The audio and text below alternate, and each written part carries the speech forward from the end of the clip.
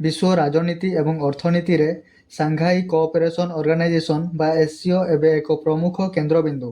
ଏହା ୟୁରେସିଆ ଅଞ୍ଚଳର ପ୍ରାୟ 60% ଭୂଭାଗ ଏବଂ ବିଶ୍ୱ ଜନସଂଖ୍ୟାର 40%କୁ ପ୍ରତିନିଧିତ୍ୱ କରେ। 2001 ମସିହାରେ ଚୀନର ସାଂଘାଇଠାରେ ଗଠିତ ହୋଇଥିବା ଏହି ସଂଗଠନକୁ ଆଲାଏନ୍ସ ଅଫ୍ ଇଷ୍ଟ ବୋଲି ମଧ୍ୟ କୁହାଯାଏ। ଏହାର ମୂଳ ଉଦ୍ଦେଶ୍ୟ ହେଉଛି ୟୁରେସିଆ ଅଞ୍ଚଳରେ ସୁରକ୍ଷା, ଅର୍ଥନୈତିକ ସ୍ଥିରତା ଏବଂ ସାଂସ୍କୃତିକ ସହଯୋଗକୁ ବୃଦ୍ଧି କରିବା।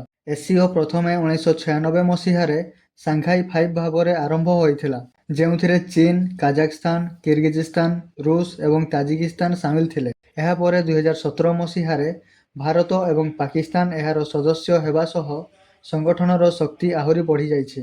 ନିକଟରେ ବେଲାରୁଷ ଏବଂ ଇରାନ ମଧ୍ୟ ଏଥିରେ ସାମିଲ ହୋଇଛନ୍ତି। ଏସସିଓ ମୁଖ୍ୟତଃ ସୁରକ୍ଷା, ଅର୍ଥନୀତି ଏବଂ ସଂସ୍କୃତି ଉପରେ କାର୍ଯ୍ୟ କରିଥାଏ। ସଦସ୍ୟ ଦେଶଗୁଡ଼ିକ ମଧ୍ୟରେ ସୀମା ବିବାଦର ସମାଧାନ କରିବା ସହ ଆତଙ୍କବାଦ, ବିଚ୍ଛିନ୍ନତାବାଦ ଏବଂ ଚରମପନ୍ଥୀ ବିରୋଧରେ ଲଢ଼ିବା ଏହାର ପ୍ରାଥମିକତା। ଏଥିପାଇଁ ର୍ୟାଟ୍ସ ବା ରିଜନାଲ ଆଣ୍ଟି ଟେରରିଷ୍ଟ ଷ୍ଟ୍ରକ୍ଚର ନାମକ ଏକ ସଂସ୍ଥା ଏସସିଓ ଅଧୀନରେ କାର୍ଯ୍ୟ କରୁଛି। ଭାରତ ପାଇଁ ଏସସିଓ ସଦସ୍ୟତା ରଣନୈତିକ ଦୃଷ୍ଟିରୁ ଅତି ଗୁରୁତ୍ୱପୂର୍ଣ୍ଣ। ଏହା ଭାରତକୁ ମଧ୍ୟ ଏସିଆ ସହ ସମ୍ପର୍କ ସ୍ଥାପନ ଏବଂ ଏନର୍ଜି ମାର୍କେଟ ସହ ସଂଯୋଗ କରିବା ପାଇଁ ଏକ ପ୍ଲାଟଫର୍ମ ଯୋଗାଇଥାଏ।